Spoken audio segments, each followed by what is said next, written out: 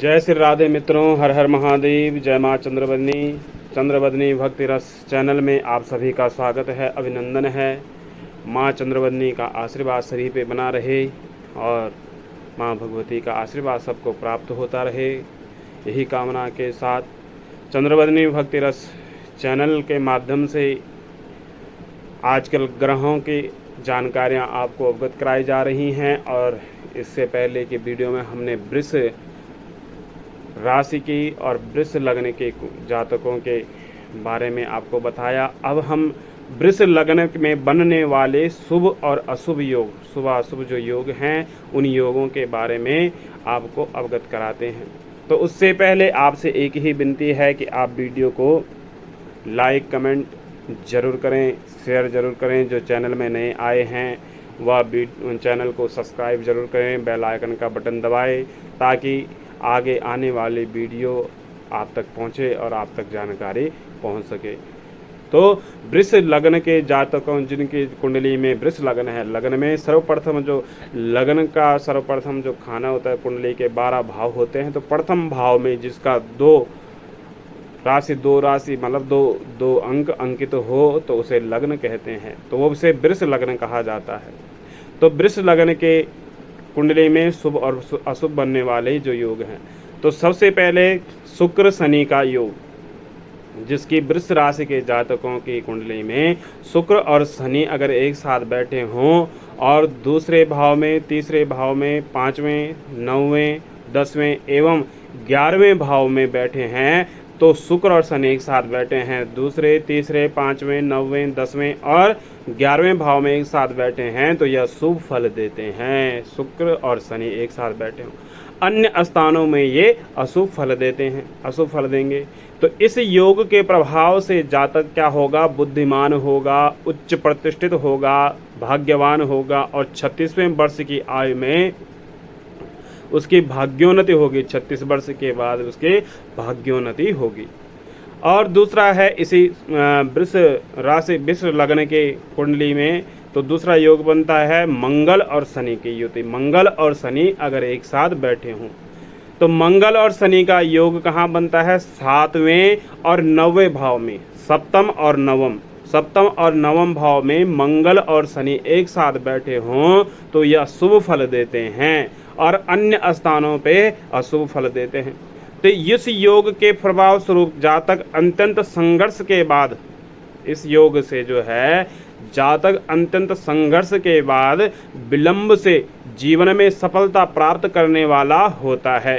स्त्री से मतांतर व असंतोष रहता है, ये अपनी स्त्री से हमेशा इसके मतांतर रहता है या असंतोष रहता है। तीसरा योग है सूर्य और बुध का योग।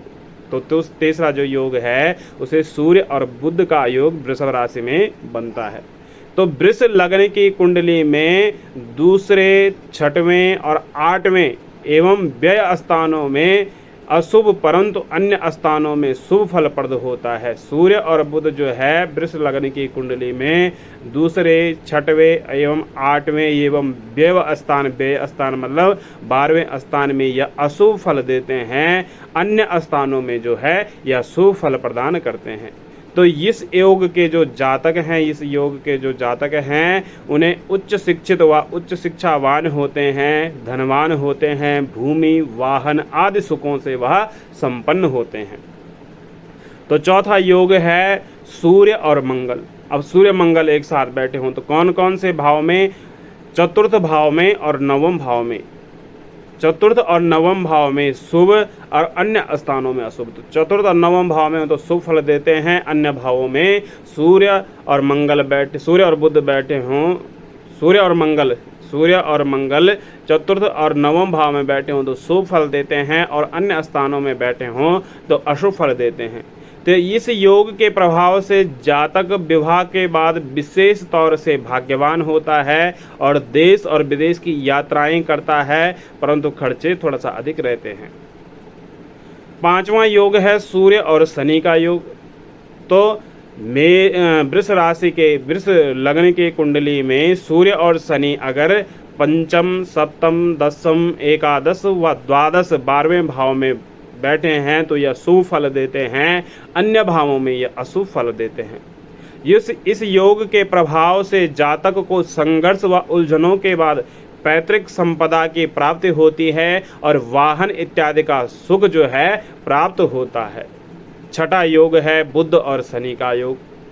तो बुध और शनि अगर एक साथ बैठे हैं वृष लग्न की कुंडली में, तो कहाँ बुध और शनि दूसरे भाव में, चतुर्थ भाव में, पंचम, नवम, दसम, एकादश भाव में बैठे हैं तो यह शुभ फल देते हैं, और अन्य भावों में बैठे हैं तो अशुभ फल देते हैं।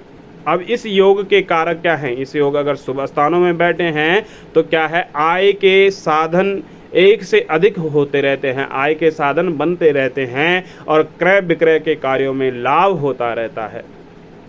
अब सातवां जो सातवां योग है वह है मंगल और बुध का योग। मंगल और बुध वृष लग्न के कुंडली में अगर दूसरे, पांचवें, सातवें, नौवें भाव में बैठे हैं तो यह शुभ फल देते हैं और अन्य भावों में अशुभ फल देते हैं।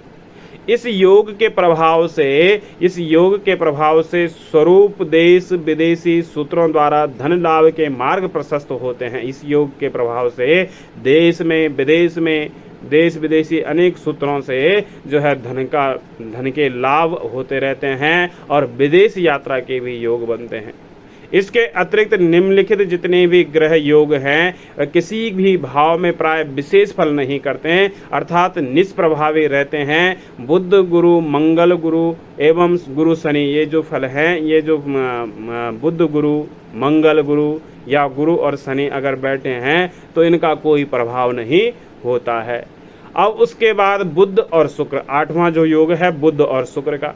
तो बुध और शुक्र अगर वृष लग्न के कुंडली में दूसरे व पंचम भाव में बैठे हैं तो यह बहुत शुभ माने जाते हैं। अन्य जगहों में इनका फल जो है मिश्रित मिला जुला फल होता है। इस योग के प्रभाव से अगर यह योग दूसरे और पंचम भाव में बन रहा है तो इस योग के प्रभाव से जातक अब विभिन्न साधनों से, अनेक साधनों से धन अर्जित करता है। वस्त्र, कंप्यूटर, कागज व सौंदर्य प्रसाधनों से धनार्जन करने की संभावनाएं अधिक होती रहती हैं।